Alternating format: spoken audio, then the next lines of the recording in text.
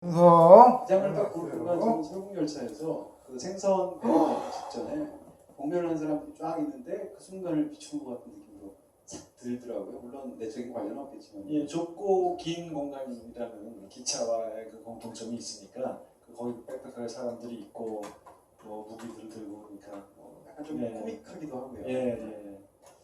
다음 장면 저기 낙지 얘기하는 게 생각이 나는 게 하나 있는데 제가 그 낙지에 대해서 들은 얘기 중에 제일 재밌는 게 영국의 어떤 프로듀서인데 그런 얘기를 하더라고요. 자기가 제일 친한 친구들하고 한 달에 한 번인가 뭐 분기말에 한 번인가를 모여서 우리 자기들만의 영화제를 한대요. 지금 친구 집에 모여서 남자들끼리만 모여서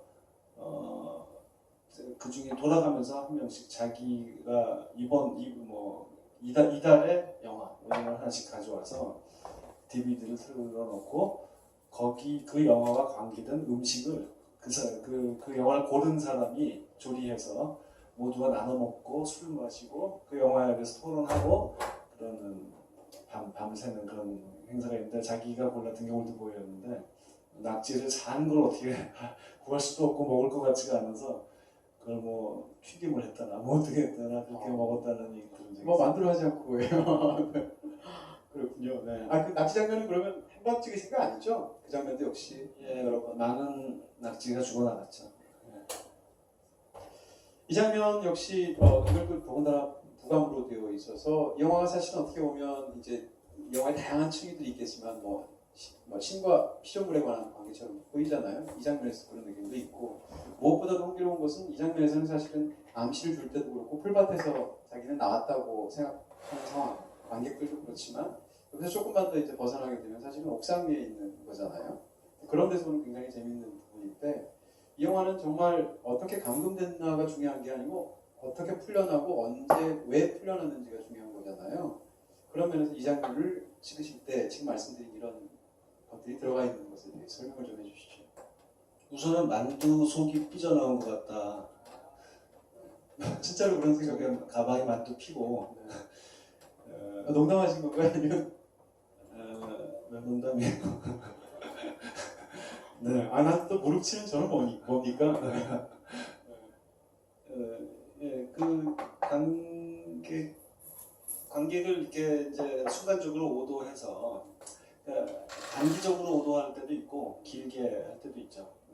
그래서 이렇게 보면서 잠깐 속았구나라고 하면서 이렇게 무릎을 치면서 또 다음으로 넘어가고 하는 그런 방식으로 영화를 만드는 그런 영화를 볼 때가 저도 재밌어하고 그런 얘기를 자주 하는데 이 영화도 그렇죠. 그러니까 이것은 굉장히 큰 실망이라고 할 수 있을 것 같아요. 그러니까 그 드넓은 초원에 아주 맑은 공기와 그런 데로 탁 던져지는 것 같았는데 알고 보니까 막 옆에 공사 현장에 막 고층 아파트가 빽빽하게 서 있고 막 그런 한심한 곳인 거죠. 그래서 우리가 이렇게 사람이 원해서 어딘가에 누구 집에 태어나고 싶어서 태어난 것도 아니고 어느 나라의 국민으로 태어나고 싶은 것도 아닌데 그냥 던져지잖아요. 그런 것처럼 저런 데 던져지는 거죠. 자기가 처음 납치됐던 바로 그곳이죠.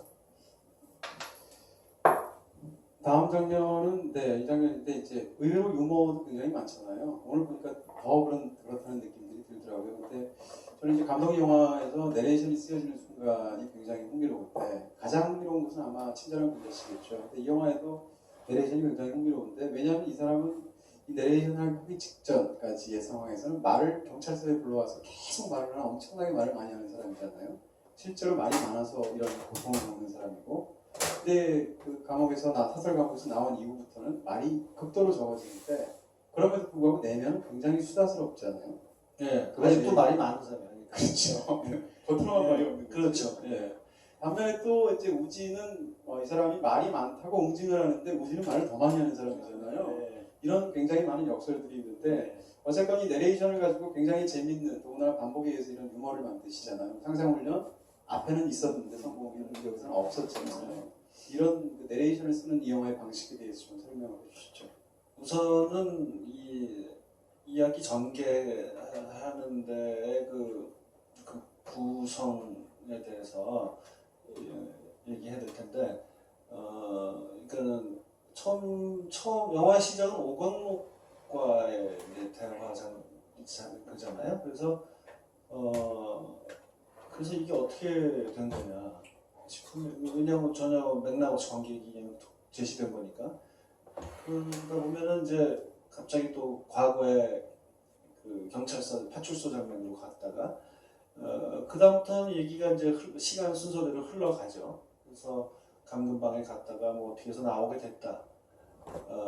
그것을 전체가 이제 여기까지가 오광록에게 들려준 이야기라는 형태를 갖고 있는 거죠. 그러니까 여기 이제 하나의 그 회고하는 구조가 여기서 만들어진 거고, 그 다음에는 또 계속 전개되면은 이 미도가 그 공책을 읽고 있죠. 그러면 여기까지 이야기는 이 공책에 적힌 이야기일 수도 있는 거죠. 그다음 결국에 마지막까지 가게 되면은 최면술사에게 전한 편지의 내용이 이 모든 얘기가, 그리고 이 보이스오버 해설 이런 것의 많은 부분도 거기에 다 적혀 있다고 볼 수 있는 내용이에요.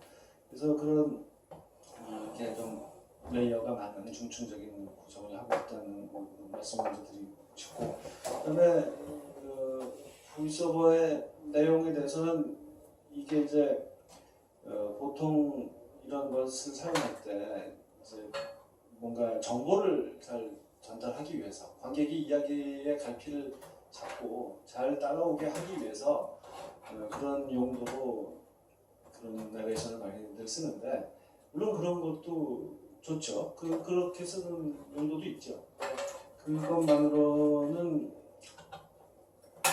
너무 기능적인 거니까 거기에도 영화적인 재미가 필요한 거고, 그것을 잘 쓸 수 있는 거. 그러니까 겉으로 소리내서 말하는 것과는 다른 내용을 속으로 생각하고 있다든가, 또는 뭐 말하지 못하는 걸 생각한다든가, 뭐 상황과 잘 맞기도 하고 때로는 잘 안 맞기도 하고, 그런 데서 생기는 재미들을 좀 가져가고 싶었어요. 이 영화가 너무 이렇게 오대수의 그 대사라는 것이 너무 묵뚝뚝한 김기영 문체, 김기영 감독의 영화에 나오는 주인공들의 그런 이상한 문어체, 그런 말투를 하고 있기 때문에 그 소구하는 얘기를 재미있고 아기자기하게 해봤죠. 네, 이 장면 사실 제가 이 영화에서 제일 좋아하는 장면 중에 하나인데요. 이 장면을 그 당시에 보면서 굉장히 감탄했었고, 오늘 봐도 참 짜릿짜릿하다는 생각이 들더라고요. 그러니까 저는 사실 이 영화에서 가장 저한테 인상적인 건 과거를 머릿속에서 떠올리기 시작하고 그 과거가 현재와 맺어지는 방식을 과연 영화적으로 어떻게 설명하느냐라는 건데, 가장 흔하게는 뭐 그냥 이렇게 몽글몽글하게 해서 바꿀 수도 있고, 혹은 무슨 디저브를 한다든지 이렇게 하는 방법이 있겠죠. 근데 그렇게 하지 않고 오늘 새삼 감탄한 장면 중에 하나는 미용실에서 그 상대의 무릎을 볼 때, 사실 그 무릎을 보면서 성적인 공상을 하는 건 아니잖아요. 근데 그렇게 자기 동창의 무릎을 보다가 그 무릎을 두 번 보다가 그 다음에 이제 때마치 들어오는 그 아이가 있고 소리가 울리면 그게 자전거 소리로 바뀌게 되면서 계단으로 올라가고 해서 결국은 현실에 나와 과거에 내가 공존하게 되고 또 훔쳐보는 장면으로까지 이어지는데, 그 장면이 정말 마법 같다는 생각을 오늘 새삼스럽게 다시 하게 됐어요. 근데 그 이어지는 이제 영화의 클라이맥스 부분일 텐데, 이 장면을 보게 되면 이소는 이제 자기의 누나를 놓친 손이죠. 근데 그 손인데 그 놓치고 떨고 있다는 것을 권총처럼 모양을 잡습니다. 그리고 나서 아주 미세하게 연기를 하는데, 네, 방아쇠를 당기는 신용을 하게 되면 근데 이 사람은 지금 현재의 우진이 과거의 장면에 가서 격발을 한 건데, 결과를 보게 되면 현재로 넘어와서 바로 이어지면서 죽게 되는 장면이잖아요. 이런 것들이 장면으로도 굉장히 화려하면서 멋지지만 그 이전에 영화의 그 내적인 논리랑 너무 단단히 밀착이 되어 있어서 굉장히 인상적이었거든요. 그 장면에 대해서. 제가 JSA 이후 그 작품서부터 스토리보드를 아주 구체적으로 정확하게 하는데, 이제 이 영화도 그랬죠. 근데 저 장면은 현장에서 갑자기 생각나서 했던 거예요. 예, 이렇게 저렇게 찍다가 갑자기 그 생각이 나서 서태 씨한테 얘기해서 찍었는데 그게 저도 마음에 들었어요. 이 과거와 현재가 영향을 주고받고 서로를 결정하는 그런 이 영화의 제일 중요한 그 개념이니까 그것을 진짜 가장 효과적으로 표현하는 그러면서도 아주 간단한 제가 마음에 드는 건 그거예요. 아주 간단한 거죠.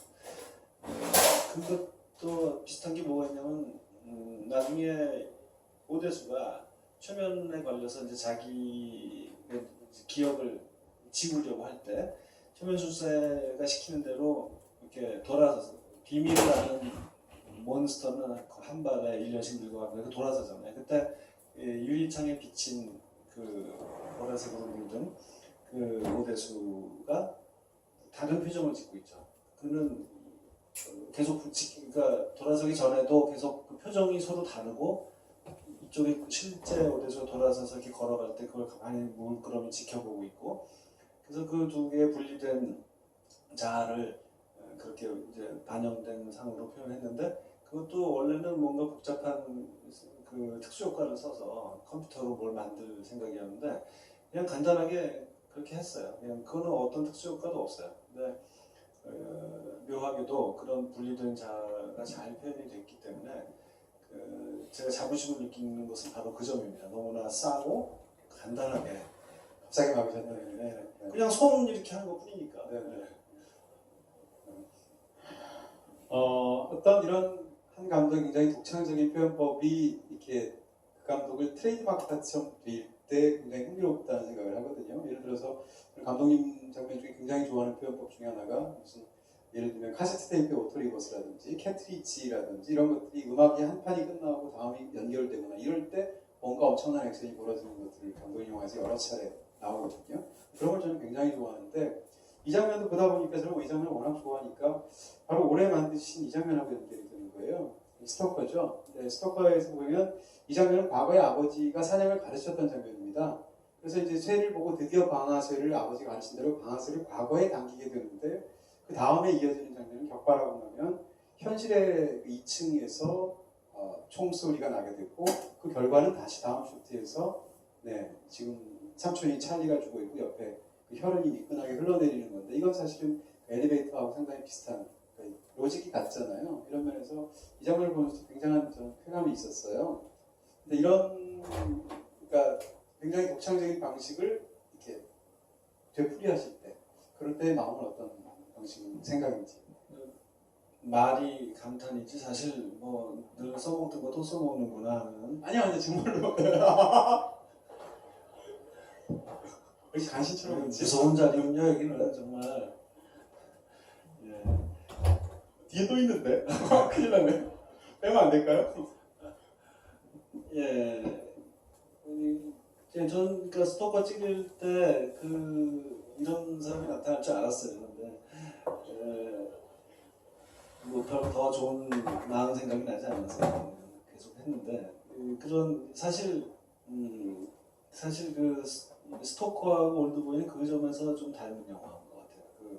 계속 시제를 바꿔가면서 복잡하게 오고 가는 점에서 과거가 주는 현재 생생하게 주는 그 영향에 대해서 얘기하는 영화이기 때문에 그런 그 과거가 현실과 연결되는 것을 영화적으로 표현하는 기법을 이렇게 비슷하게 쓰는 것은 어쩔 수 없다고 생각합니다. 그냥 지금 스토커에 관해서 여쭤보는 건 아니지만 갑자기 또 궁금해져서 이 장면에서는 예를 들어서 찰리가 죽었다는 게 아직 안 보이잖아요. 근데 그게 단순히 이제 총을 쏘는 게 결국은 잠깐이라도 관객을 서스펜스 상태로 몰고 가기 위해서 그렇게 하신 건지 예를 들어서 아까 엘리베이터에서 우진이 총 맞고 나서 죽은 걸 보여주시잖아요. 근데 여기서는 사후적으로 한참 뒤에 보여주시죠. 여기는 글쎄 뭐 이제 계속 총을 겨누고 있었고 가까이 쏘는 게 아니라서 이제 총성이 들렸을 때 관객이 어떤 이미지를 보게 될지는 너무 뻔하죠.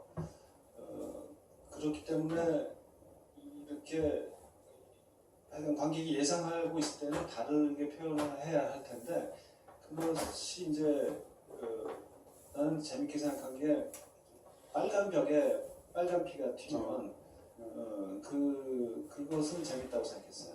그러니까 저것이 흰 벽이라면 그러니까 우리 그 스태프들도 당연히 저 벽은 밝은색 벽이어야 할 거라고 생각을 했어요.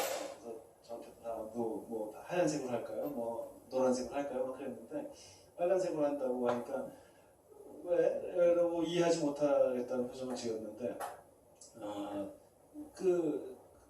빨간색끼리만 이렇게 연결해서 생각하는 것은 단순한 사고방식이고 사실 영화를 찍힐 때에는 같은 빨강도 여러 가지 색상과 명도와 차이가 있는 거고 또 그 질감이라는 게 있죠. 그래서 저 벽지는 우둘두둘한 약간 부조 같은 그런 건데 거기에 그 액체가 끼어들어서 이렇게 흘러내리면 그 질감 차이 또 그 액체가 빛을 받아서 램프의 빛을 받아서 이렇게 반사하는 것도 있고 그렇게 하면 완전히 다르게 도드라져 보일 수 있거든요. 같은 빨간끼리의 그런 미세한 차이로 죽음을 이렇게 표현하고 싶었어요. 어떻게 보면 색깔의 대비 효과를 죽임으로써 오히려 효과를 극대화하는 그런 방식이 되겠네요. 다음 장면은 이 장면입니다. 이제 이 장면 지금 사실은 대사까지 같이 캡처하려고 했는데 대사 캡처가 안 되더라고요. 그래서 이렇게 됐는데요. 이전까지는 이제 득의양양한 상황이죠. 자기는 이제 모든 걸 다 알아냈다. 라고 해서 사실은 이것은 다 너는 이런 것 때문이다라고 쭉 말을 했을 때 재미없다고 얘기를 하고 본인이 얘기를 합니다. 그러면서 얘기를 할 때 핵심은 사실은 이 영화, 이 각본에서 가장 훌륭한 부분이 아마 여기에 있을 텐데 왜 이 남자는 도대체 왜 나를 그때 감공했을까를 여태까지 궁리하던 사람한테 그게 아니고 당신은 왜 풀어줬는지를 신경 써야 된다. 질문이 틀렸다라고 얘기를 하는 순간 이야기가 대전환을 일으키면서 엄청나게 흥미로운 이야기가 되는 거잖아요. 근데 그것도 이제 지금 거울을 보면서 얘기하고 있는 상황인데 시나리오에서 사실 이걸 지금 원작이 있다고는 하지만 원작을 사후적으로 읽어봐서 보시게 되면 예를 들어서 핵심적인 모티브가 그 원작에 없지 않습니까? 부분이라든지 아니면 많이 알려져 있듯이 근친상 가능한 부분이라든지 그래서 이런 어떤 것을 발상을 처음 하셨을 때 그런 얘기를 좀 듣고 싶을 때요. 덜컥 이 작품을 하겠다고는 했는데 원작만 읽고 사실 원작을 읽기도 전에 최민식 씨가 한다는 얘기 듣고 그냥 거의 속으로는 마음을 먹고 있었어요. 그냥 원작 읽을 필요도 없겠다라고 생각할 만큼 최민식 씨와 작업을 하고 싶었죠. 근데 읽어보니까 결말이 또는 이제 동기가 이우진 악당의 동기가 뭔가 좀 상업 영화로서는 썩 그렇게 효과적이지 않겠더라고요. 물론 만화 자체는 전 좋아해요. 그 결말을. 굉장히 문학적이에요. 근데 이 장르 영화에서는 관객들이 에이 뭐야 이거 실망하면서 나올 것 같았어요. 그래서 뭐 하겠다고는 했는데 뭐 어떻게 나중에 고치면 되겠지. 그래서 이제 하기로 했는데 그 다음엔 막상 이제 고치려니까 좀 어려움이 있더라고요. 제가 그때 3몬스터 작업을 하고 있었나 뭐 그래가지고 아니다 전이다 뭔가 다른 작업을 하고 있었어요. 바빠가지고 각 색을 직접 스타트하지 못하고 있었는데 다행히 계속 그 각본 회의를 계속 했죠. 근데 그 커피숍에서 회의하다가 잠깐 화장실을 갔는데 이제 그 생각이 들었어요. 이게 원작 조금 달라야 할 텐데 뭐가 달라야 할까? 어떤 것이 더 만족스러운 결말일까? 만족스러운 동기일까? 그것을 관객이 들었을 때 그럴만하다고 그러니까 말하자면 동기가 뭐냐 이유진의 그다음에 결말은 뭐냐 이 두 가지가 분리된 숙제였어요. 그런데 이제 화장실에서 볼일을 보다가 그런 생각이 들었어요. 그러니까 뭔가 이렇게 질문 자체를 바꿔야 한다. 그렇지 않고서 원작에서 벗어나기 힘들다는 생각이 들었고 그때 든 생각은 왜 풀어줬을까? 이우진이 왜 그냥 정말 그렇게 미우면 그게 종신토로 가둬두면서 막 고문하고 뭐 여러 가지 뭐 더 쾌락을 느낄 방법이 있을 텐데 왜 풀어줬지? 그런 생각이 드는 거예요. 거기서부터 시작된 거죠. 아주 사람의 머리라는 게 정말 그 어떤 때는 아주 빠르게 막 움직이잖아요. 그래서 아주 짧은 시간 동안 왜 풀어줬을까? 왜 또 하필이면 10몇 년일까? 뭐 20년, 30년이 아니라 뭐 이런 여러 가지 생각이 꼬리를 물고 일어났고 그래서 15년이면 그것이 무엇에 필요한 시간이지? 그렇게 해서 이제 연쇄반응이 일어난 것이죠. 그래서 그 이우진의 대사로 정말 그것을 표현하고 싶었어요. 그것은 저는 이것도 하나의 미스터리 이야기라고 봤을 때 미스터리 장르에서 굉장히 중요한 개념이다라고 저는 생각했기 때문에 뭐냐면 질문이 틀렸으니까 올바른 대답을 찾을 수 없다. 질문, 맞아요. 완전히 패러다임을 바꿔보는 그런 발상의 전환이 필요한 것이죠. 네. 사실 그 올드보이는 단행본으로도 책이 나와 있잖아요. 시나리오가. 그래서 그 시나리오를 제가 볼 일이 있어서 봤는데 시나리오 자체가 정말 굉장히 읽을 만한 작품입니다. 영화랑 무관하게 그냥 보기만 해도. 그래서 그런 부분을 좀 여쭤보고 싶었었고요. 이 장면인데 이제 저는 사실은 감독님의 영화 중에 제일 좋아하는 작품 중에 하나가 복수는 나의 것인데 이제 올드보이가 그러면 감독님의 필모그래피에서 어떤 지점에 있는가 이런 것이 저한테 굉장히 궁금합니다. 그래서 저는 올드보이를 이해하는 가장 좋은 방법은 물론 올드보이지만 복수는 나의 것과 같이 바로 직전 작품이죠. 이 두 가지를 같이 던져서 보면 훨씬 더 풍부하게 서로가 서로의 영화들을 살려준다는 느낌이 저한테 있거든요. 흔히 친절한 군자씨까지 복수 3부작이라고 하지만 친절한 군자씨는 약간 텍스트 전체를 이렇게 전체를 아우르면서 밖에서 보는 느낌 같은 게 있고 이 둘은 서로 다른 방식으로 치열하게 붙는 느낌이 있거든요. 그런 측면에서 친절한 감자씨 죄송합니다. 친절한 군자씨에 비해서 상대적으로 이 두 영화는 훨씬 더 어떻게 보면 양면을 같은 그런 느낌이 있거든요. 그래서 그런 질문을 제가 이렇게 드리고 싶습니다. 복수는 나의 것에 있었던 것들이 이제 굉장히 확장돼서 드라마틱하게 바뀐 몇 가지 모티브가 저는 이제 이 영화를 만들었다고 보고 있는데요. 그 중에 하나가 복수는 나의 것은 이 장면 보시게 되면 이 남자가 유괴가 돼서 자기 딸이 죽습니다. 그랬을 때 이제 형사가 묻는 장면이죠. 살면서 원한을 가진 사람이 한두 명은 있을 텐데 한번 생각을 해봐라 라고 얘기를 하죠. 근데 마찬가지로 이것이 훨씬 더 풍부하게 들어간 것이 이제 악행의 자서전이겠죠. 올드보이에서. 자기가 잘못한 것을 쫙 쓰는데 평범하게 살아온 사람이라고 생각했는데 너무 많았다라고 얘기를 하죠. 근데 더 흥미로운 것은 저는 이 올드보이 얘기가 왜 재밌다고 왜 깊은 얘기라고 생각하냐면 바위돌이 가라는 얘기가 아니고 모래알이 가라는 얘기라서 저는 이게 너무 훌륭하다고 생각하는 거거든요. 바위돌이 가라는 얘기가 일반 장르 영화잖아요. 그러니까 바위돌을 가라앉혔으니까 그에 상응하는 복수를 하는 건데 여기서는 이렇게 악행의 자서전을 빼곡하게 쓰면서도 자기가 생각해내지 못한 이유로 자기가 결국은 당하는 거니까 굉장히 작은 거지 않습니까?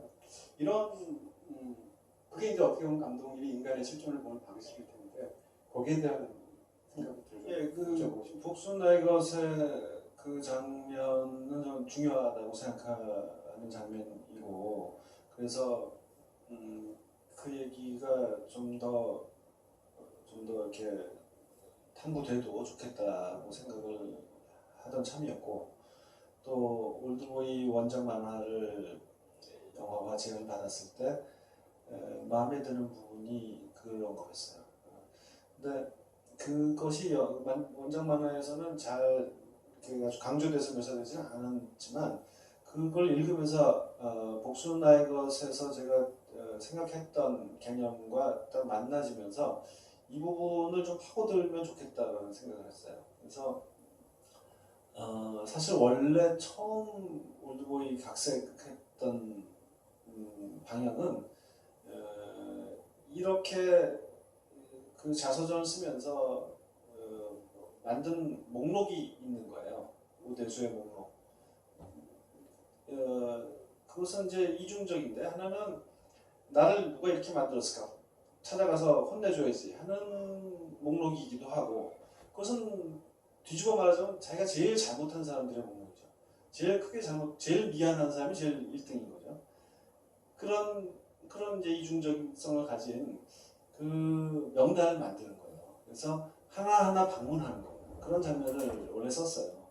그래서 뭐 누가 뭐 강창석이 시켰나, 뭐 이소영이 청구했다, 뭐 어쩌고 막 그러잖아요. 이제 그 사람들 하나씩 찾아가는 거예요. 그러면은 뭐 누구는 뭐 예전에 어디서 자기한테 뭘 잘못했는지 아예 잊어버린 사람도 있고 이미 죽어버린 사람도 있고 뭐 여러 가지 종류의 반응들이 나오겠죠.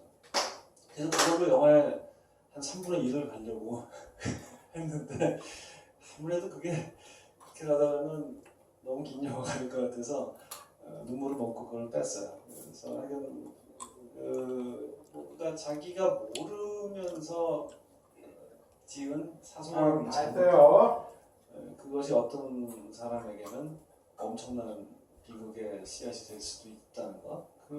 그래서 이 영화, 지금도 영화 속에서 최민식 씨 입에서 나오는 그 수많은 이름들이 있잖아요. 자기 이렇게 한 것 같다고 의심하는 그 이름은 다 제 연출부들, 과거 연출부들의 이름이거든요. 그래서 지금 슬슬 다 강창석의 걸 외우시는군요. 네, 그래서 그놈들한테 내가 잘못한 게 뭐가 있을까 생각하면서 저희 뭐 영화를 통한 사과문? 네. 역시 마찬가지로 이 장면 명장면 중에 명장면이죠. 네. 이 장면 보시게 되면 사실 이제 마지막 영화를 굉장히 정말로 극적으로 풍부하게 만들어준 장면인데 자기가 죽어야 하는 판결문이 옆에 쓰여 있어서 그걸 이제 자기가 쳐다보려고 하는데 자기는 죽어가는데 죽어가는 과정에서 그게 너무 궁금하니까 쳐다보는데 잘 모르죠.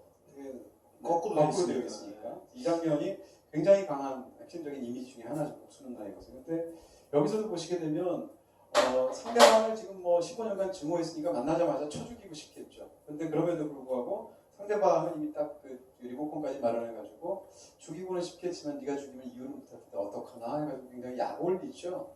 그래서 이 모티브인데, 그러니까 죽음과 삶이 왔다 갔다 하는 순간조차도 인간은 도대체 왜를 묻는다는 거잖아요. 이런 것들이 저한테 역시 또 굉장히 흥미롭게 느껴졌는데요.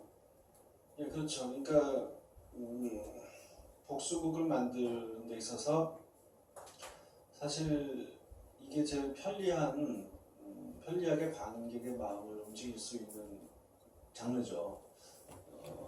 뭔가 아주 끔찍한 사건을 하나 만들어 놓고 그 끔찍한 사건을 만들면 굉장히 쉬운 일이에요. 뭐 아이가 죽었다, 뭐 아내가 어떻게 됐다, 뭐 할 수 있죠. 그러면 이제 그 동정을 살 수 있고, 그러면 그 주인공이 엄청난 분노를 터뜨리면서 막 달려갈 때 응원하게 되죠.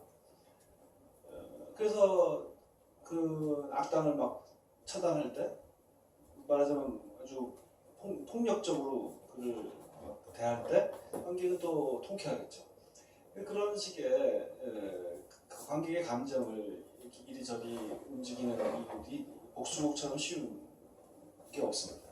그러니까 동서고금의 복수극이 그렇게 많은 것이죠. 뭐 정말 막장 드라마에서부터 뭐 많잖아요. 근데 그런 만큼 또 조심해야 되는 것이 바로 그렇게 단순하고 그냥 동물적인 감정의 폭발로만 이해해서는 안 된다는 거죠.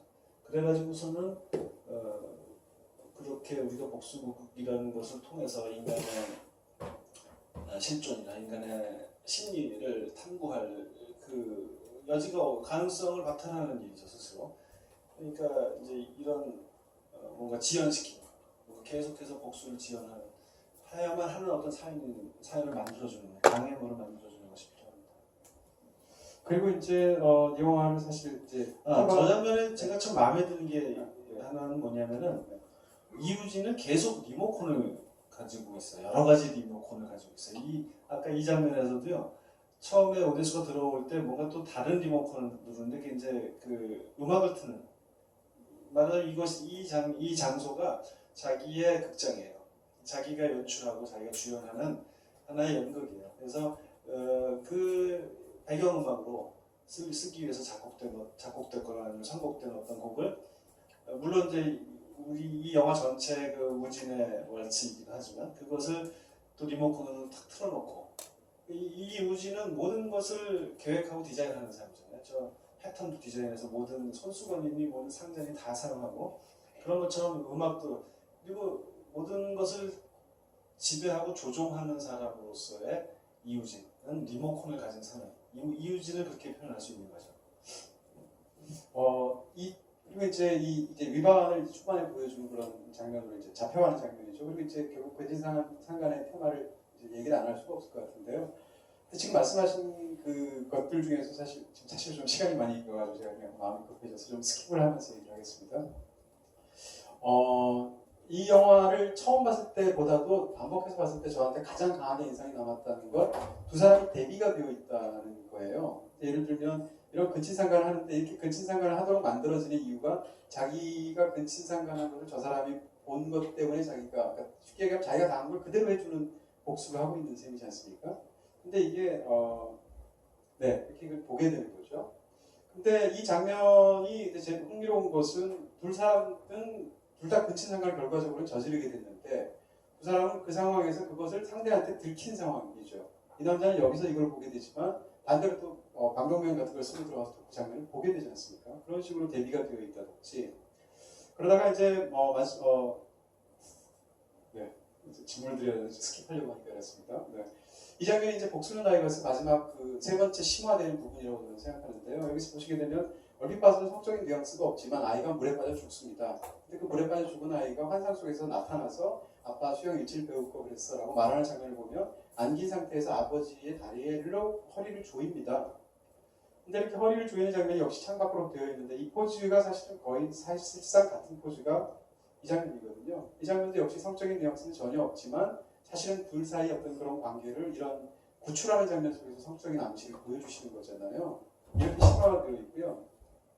마찬가지로 복수는 나이에서 누나의 다리를 닦아주는 누나는 몸이 아프니까 이 장면도 역시 닦아주는 네 이제 질문을 드려야 스킵하려고 하니까 그렇습니다. 네. 이 장면이 이제 복수는 나이에서 마지막 그 세 번째 심화되는 부분이라고 저는 생각하는데요. 여기서 보시게 되면 얼핏 봐서는 성적인 뉘앙스가 없지만 아이가 물에 빠져 죽습니다. 근데 그 물에 빠져 죽은 아이가 환상 속에서 나타나서 아빠 수영 일지를 배울 거 그랬어 라고 말하는 장면을 보면 안긴 상태에서 아버지의 다리로 허리를 조입니다. 근데 이렇게 허리를 조이는 장면이 역시 창밖으로 되어 있는데 이 포즈가 사실은 거의 사실상 같은 포즈가 이 장면이거든요. 이 장면도 역시 성적인 뉘앙스는 전혀 없지만 사실은 둘 사이 어떤 그런 관계를 이런 구출하는 장면 속에서 성적인 암시를 보여주시는 거잖아요. 이렇게 심화가 되어 있고요. 마찬가지로 복수는 나이에서 누나의 다리를 닦아주는 누나는 몸이 아프니까 이 장면도 역시 닦아주는 와중에 또 굉장히 간지러워하죠. 그런 것이 또 역시 남매의 장면 속에서 반복이 되고 있거나 심화가 되고 있거나 이렇게 됩니다. 그러니까 이 두 영화 사이의 관계도 흥미로운데 바로 이제 이 질문을 제가 마지막으로 드리고 싶은데요. 하나 더 있습니다. 질문이. 이건 뭔가 하면 그러니까 이런 연출을 그러니까 이렇게 화면 분할을 통해서 보여주셔서 심지어는 전화를 받는 동작까지 똑하지 않으셨다는 건 두 사람을 강렬하게 대비시키고 있는 거고요. 이대수 경우에는 심지어는 저걸 할 때 이름을 수대호라는 가명을 쓰는데 그건 당연히